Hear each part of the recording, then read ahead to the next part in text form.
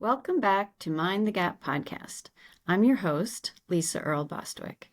My next guest is Reverend Dr. Michelle Simmons, founder and executive director of Why Not Prosper. Why Not Prosper is an organization dedicated to helping formerly incarcerated women make a smooth reintegration back into society.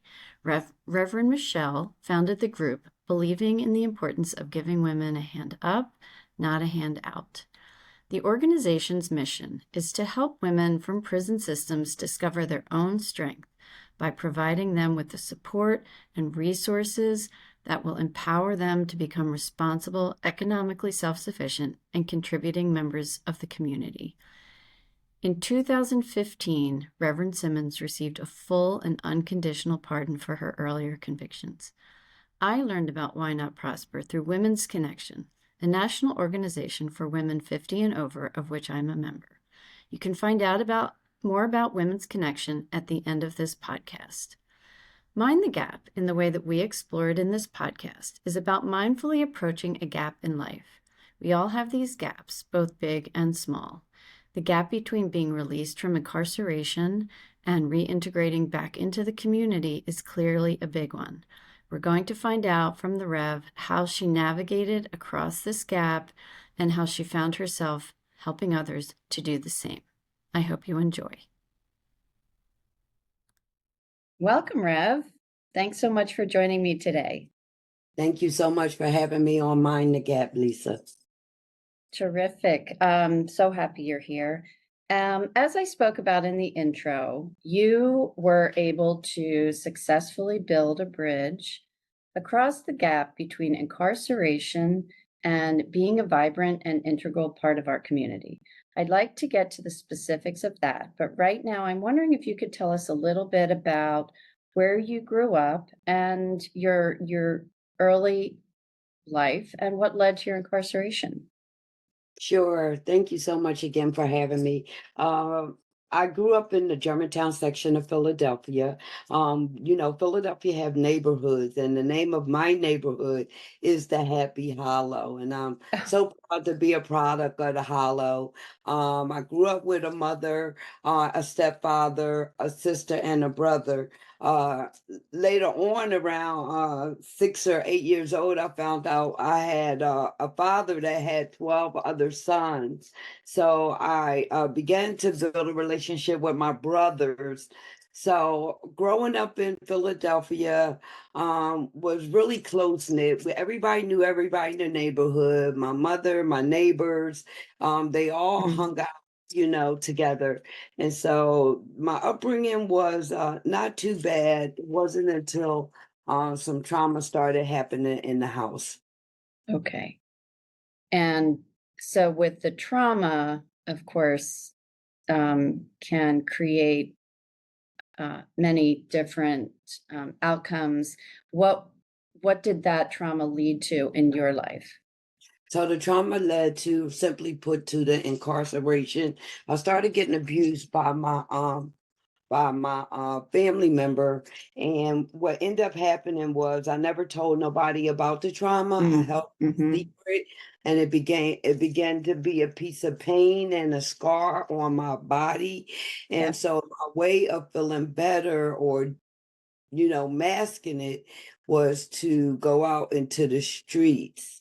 And so I first had the trauma, the abuse, and then I started using drugs, like little simple stuff like smoking cigarettes, smoking ganja, which some people call weed or marijuana. And then that in turn led to, snorting cocaine and things of these natures. Then this recreational master pain drug turned into an addiction. So I wanted some more. I wanted harder drugs. I was doing it excessively, which then turned into me trying to get the drugs all the time, which eventually led into the incarceration, and that's kind of like was the story of it. I went through my life from 12 to 15. I didn't tell anybody about what was going on with me. And then during those 15 years of that abuse, that's when incarceration and, the addiction really took off. There's this saying that says that, drugs is aggressive and progressive. And I will say that to be true. And that was part of my story that led me down a real slippery slope. Yeah, I'm reading a lot about trauma and it does lodge itself in your body. And there's this wonderful book called The The Body Keeps a Score. Yeah, exactly. I just finished that book. So it's everything that you just said is so true. And if we don't recognize where we're holding that, it does come out in addiction of one sort or another, one type of or another. So that led you to being incarcerated, Yes. and during that time when you were incarcerated, I'm guessing that was when you kind of shifted awareness or perspective. How did this big shift take place? How and when? Well, the shift, I actually don't know the exact time to be, perfectly honest. Like it was this invisible lawn, a visible line. And I Uh-huh. actually didn't realize when I had crossed over the line, it was years after crossing over that I realized that, hey, I am not the same anymore. I don't feel the Oh. same anymore. While I was in jail, though, and it was many stints at jail, I had 13 felonies, receiving stolen property, prostitution, possession of narcotics, like all of these things to get more. I never did anything to Mhm. hurt anybody, but I would Mhm. pick up everything I could that I could sell, including myself. And so when I Mhm. finally got to jail, like, I would go in and maybe have 60 or 90 days and I'll get back out, but I I still see. haven't dealt with the unresolved issues, and so it was a revolving door for me for a Got long it. time. But Yep. then in 1994, I got laid down for 6 years, right, in the state Okay. of California. I was born and raised in Philadelphia, but my disease of addiction and my trauma took me to Los Angeles, California.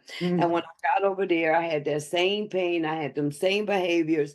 And then when I got there, California laid me down, meaning gave me a long period of time. So once I Mhm. got to the jail and I was in jail, like I hated God. I was really mad at him because I was like, how can you be so good? And all of this trauma has happened to me, losing my Mhm. children in the midst of this, broken relationships with my family because of this, being raped and molested during the addiction and drove off a cliff. So by the Mm. time I got to jail, I really didn't like God. And I had a bunkie in prison. Her name was Susan Atkins. She was a murderer and she had been there a very long time. And this woman absolutely loved God. And Hmm. she started ministering me like, baby, let me tell you something. God really loves you, okay? And he really got a plan for your life. And maybe he had to send you here to meet me and to, get still so that you could find your way. And so through her ministering to me, I started going to what they call the chapel at the jail. Before this engagement or encounter with Susan, my other stints, there was this little circle in the jail on the yard, and people would go there to get high in the jail, like play Mm. cards, to homosec. It was called the circle. So Okay. most of my time I spent in the circle. But Mm. once my engagement with Susan, I started spending time at the chapel. That was one shift right there Ah, that okay. started happening. And then, I gave my life to the Lord in jail. And then I started, just praying, starting to practice spiritual principles. And what happened was I went to the warden and I said, I'm from Philadelphia, ma'am. I'm getting ready to get out. Every time I get out, I go back to the dope man. I go back to the whole stroll. And like, I don't have nobody in California. I came here, to get rich, if you would. And Mhm. my addiction landed me here. And so the chaplain introduced me to a spiritual woman called Lillian Jeffries, who had a place in South Central Los Angeles called His Shelter in Arms. And they told me it was a spiritual program. And so this last bid, which is my clean date, June the 3rd, 1999, I was able to go to His Shelter in Arms. And it was in that program, they call it sober living in Los Angeles. I went to that sober living, and I started just having a new desire, right? I wanted my children back. It was in that program that the first time I ever shared about my abuse. Okay. That was part of my shift. One day in that group, in that place, they had a group called Secrets. And what the deal was, everybody was supposed to go around and tell about something that they had was holding that they had never shared before, because they believed the saying secrets keep you sick. And so in this group, one other woman was sharing about her abuse, her neglect, her all the things she was doing. And I just felt led to say, well, I've been having a relationship with my dad too for 15 years, and it was that day that I shared that I think something broke for me, because before then I was masking the pain. I didn't tell anybody the truth about what was going on with me. I had allegiance to my dad for whatever reason, and that kind of like kept me stuck. But in that, because I swore I was going to the grave with that information about the abuse. I wasn't going to tell nobody. But anyway, it got broken. The silence was broken in that group. And I think that began to shift me, because, like we just talked about the book, The Body Keeps the Score, that trauma was in my body, and it was keeping me stuck because it was like encapsulating my being. So the bottom line is that when I shifted that, I began to, feel that I was, a human being, and that I can have a life worth living even after all of that trauma. So that was a shift for me. And I think I'll go back to one other pivotal moment. It was in the jail one night. It was New Year's Eve, and I was watching the ball drop in New York, and I had said a prayer to God. I said, God, if you get me out of here, if you show me how, because I ain't know how. I had a desire to be better, to do better, but I didn't know how.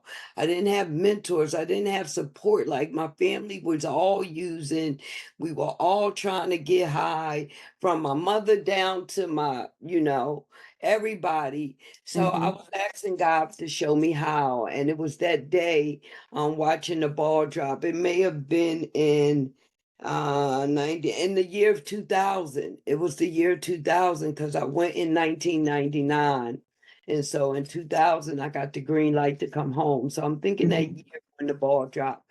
So those were some pivotal moments for me, for some shifting, and I feel like, I'm still shifting every day, as I grow, as I continue my journey of recovery, which I just celebrated 25 years, June the 3rd. Oh, That, congratulations. that is my clean date. And I absolutely do not miss my clean date. I feel like I got two birthdays. February the 7th is my born day, and June the 3rd is my clean day. And I celebrate them both.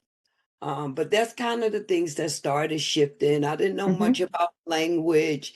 I started learning about patterns. I started learning about behaviors. I started getting to awarenesses about myself, like I wasn't a piece of trash. Even though, I had went through all of that for all of those years. Yeah, I feel like so many of us we're in this trance. We're in this trance of not good enough, right? And we grew up believing that. And until we are aware of that, we can't really make the shift out of it. And we can't start believing that we are good enough and that we are worthy of all the wonderful things that life can offer. You left prison, you went to the sober living home, and you obviously made your way back to Philly. So, what was your biggest challenge, I guess, on your path from LA and you're out of prison, you're in the sober living, and I don't know how quickly you made your way back to Philly, but what were some of the biggest challenges that you faced on your way reintegrating back into society? I think the biggest challenge for me was the rebuilding of relationships with my family. And I need to Mhm. 25 years clean is still a challenge because when I was using, I did them dirty. I was still everything. And, specifically speaking, my mother, I was still her stuff. She would let me come live there. I would just vandalize her stuff, disrespectful talking to her. And now with Mhm. 25 years clean, if I go in her presence, there is still this energy of, is she going to take my stuff? Mm. And so I remember being in jail. I remember me getting ready to come home and being in the sober living. I started trying to call my mom to make amends in jail. She would never answer the phone. Then, Mhm. once I got to the sober living house, I commenced to trying to call. She wouldn't answer the phone. And then finally, I was like, I'm saved now, Mom. I love God. Pick up the phone, pick up the phone, Mom. I'm saved. I'm different. And so, eventually she picked up the phone. Eventually, we had a conversation.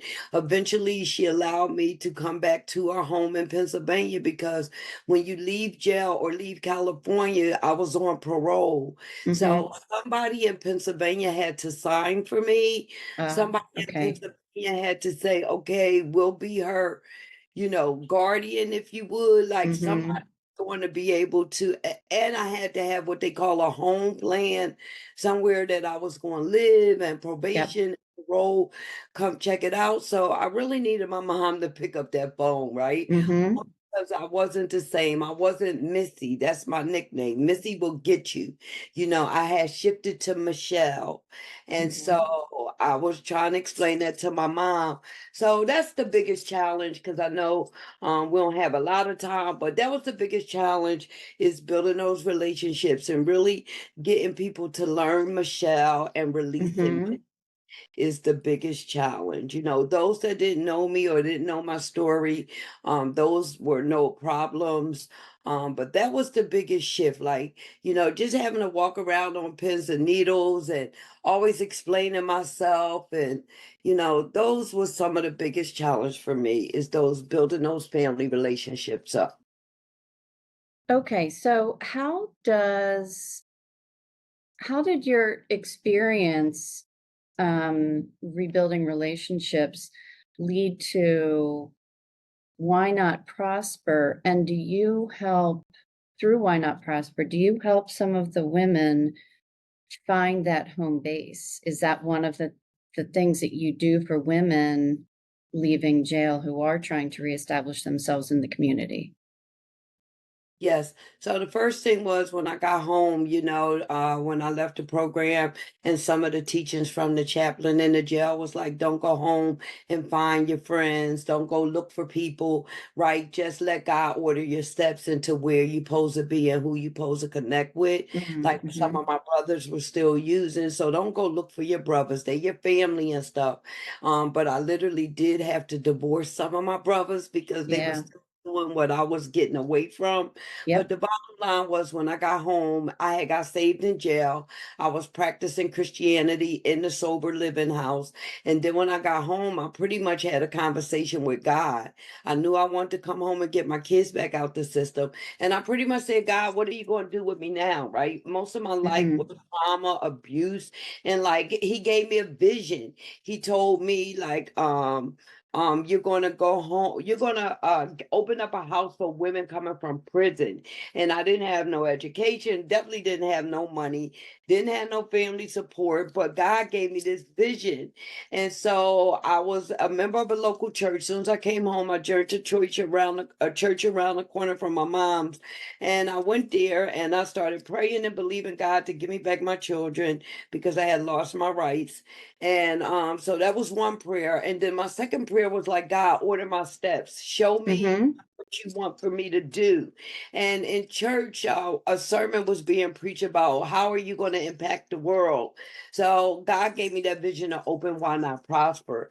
And so now at Why Not Prosper, which is 23 years old, we support women coming from prison. Our signature at Why Not Prosper is a house, a safe place to go, because that law about having a home plan is still real. So in the state of Pennsylvania and countless other states, you have to have somewhere to go that's approved by the parole board. So Why Not Prosper is a safe place for women to transition to. Okay. Right. And that's how the vision for me was birthed. I wanted to give back. And I was running into so many barriers. They was like, you can't go to school because you got a felony. You can't get Section 8 because you got a felony. You can't do this. You can't do that.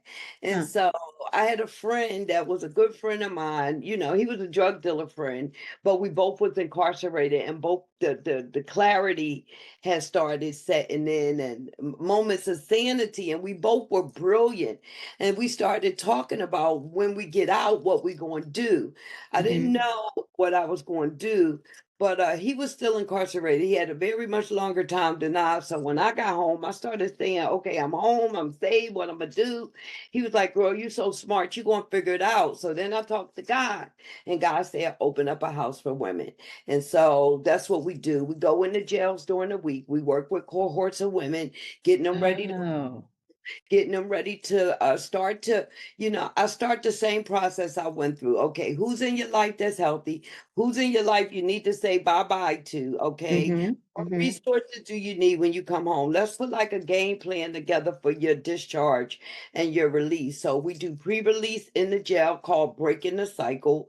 And then when they get released, if they don't have nowhere safe to come home to, they could come home to the house. And when they get to the house, we're dealing with the behaviors, we're dealing with the beliefs, we're dealing with the dominant negative thoughts. Okay, we're trying to clear up that trauma out their body. Most of the women that want to prosper are mothers, and so they got a lot of guilt and shame, same like I had about how we parent and or not parented.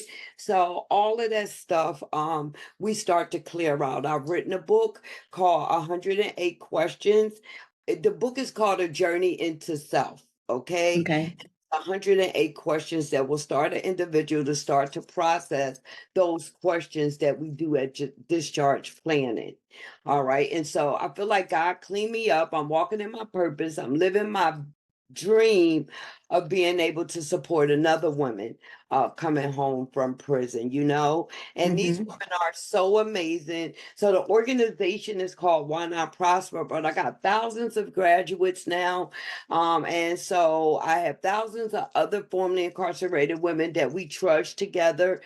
We not only do the direct service where we're supporting the women in the house, we have a group called SWAG, Sisters with a Goal. And so those are formerly incarcerated women, Lisa, that are, fighting for race justice, health justice, economic justice. Okay. And so those are some of the things we're doing. I do all of this because I absolutely love God, and it was my commission and promise to him to walk out this vision. And with the help of God, like I just said, we're celebrating 23 years, and the program has just grown from this little small house in Norristown that holds 3 people to now we have 3 locations. We have a big rolling engagement van, and we're celebrating 23 years in August of 2024. Oh, So congratulations. yeah, That's really exciting. That's really, I mean, such amazing work that you've done. 25 years sober and 23 years with Why Not Prosper. That was quick work. Yes, I mean, that was the 2 years. You did a lot in that 2 years of being sober. So congrats. It's amazing. And I got my kids back in that 2 years, and Oh I my got gosh. Habitat Humanity House. This house I'm living in now, I raised my kids when I got them back. When I left and went to jail, Lisa, my kids was 2 and 4. When I got back, they were 6 and 9. And remember, I had to roll to my mom's house, and I stayed until I got approved to get my own Habitat house. So I actually I always shout out Habitat because they gave me that sense of self-worth back, because it was my first home. The judge gave me back my kids because I had a home and I had a church family, and I had a vision. So 20, That's wonderful. 25 years later, still rolling. And congratulations. And you're helping so many women do the same thing. That's it. Can you just enumerate again? Tell me your projects that you're working on. Okay. And I also want to, of course, get to the best way for people to reach you. Okay. And I'll sum that up really quick. Why Not Prosper got about 11 initiatives going on. And for the sake of time, I Wow. can't go through them all. But we have the house, we have the Rev Band, we have Workforce Academy, we have pre-release in the jail, we have phlebotomy, we have flaggers. Okay. And so the best way to find out about the programs, we'd be so happy if you would go to www. y-not-prosper.org. Okay. That's www.y-not-prosper.org. There you'll find about all of our programs. You'll hear testimonies of the women. You'll hear of our upcoming initiatives. Two I'm very proud of is the Why Not Prosper anniversary, which is August 24th. And we're also launching a museum. There's no way that I could pour my whole life into this and not leave a legacy. So, go to the website, find about the launch of the first formerly incarcerated museum on the Why Not Prosper website. If you want to get involved, there's a link you could click to volunteer. Great. There's a link you could click to donate. Okay. It's a lot of opportunities. If you want to get in service, if you want to sow your time or your talent or your treasure, everything is readily available for you on the Why Not Prosper website. My phone number's there. My email is there. And, none of this work, Lisa, we do with the community can be done alone. It really does. Absolutely. It really does. And we thank you for you. We thank you for Women's Connection, right? We just appreciate all you guys are partnering with us to feed 300 women in the prison for Thanksgiving 2024. And we're super excited for everybody looking at the podcast for your interest to get poked a little bit, and you check out the website, sign up for the newsletter. It's a one-pager come out every Monday that'll tell you what's going on and what's coming up. Great. That's perfect. Well, Rev, it's been such a joy to speak with you and get to know you a little bit better. And you and I will definitely be in communication in the near future with our partnership. And hopefully we'll follow up with another podcast one day. I would love that if that works out. Anytime you're ready, Lisa. All right. Thank you so much. And thank you everyone for joining us. And please get in touch with Rev online or by email. Just go onto their website and I will leave additional information how to get in contact with you, Rev, after this portion of the podcast. All right. All right. Thank you so much. We bow to you, Lisa. Namaste, Rev. Namaste. Thank you for joining me for my discussion with Reverend Dr. Michelle Simmons, founder and executive director of Why Not Prosper. You can reach Why Not Prosper at y-not-prosper.org.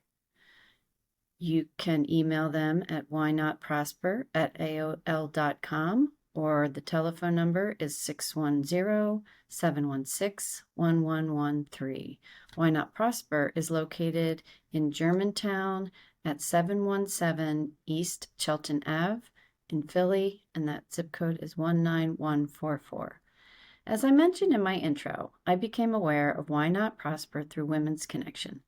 Women's Connection is a national organization for women 50 and forward.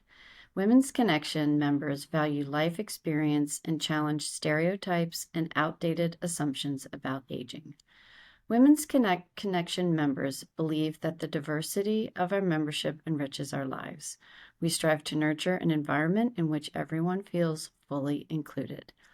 We have several chapters across the country. The Philadelphia chapter, along with many other volunteer opportunities, is partnering with Why Not Prosper to help further their mission of supporting women in the transition from incarceration to reintegration into the community. You can find more information on Women's Connection at womenconnecting.org or ttnwomen.org. You can reach me, Lisa Earl Bostwick, at lisa@wemindthegap.org. Thank you for joining us. See you next time.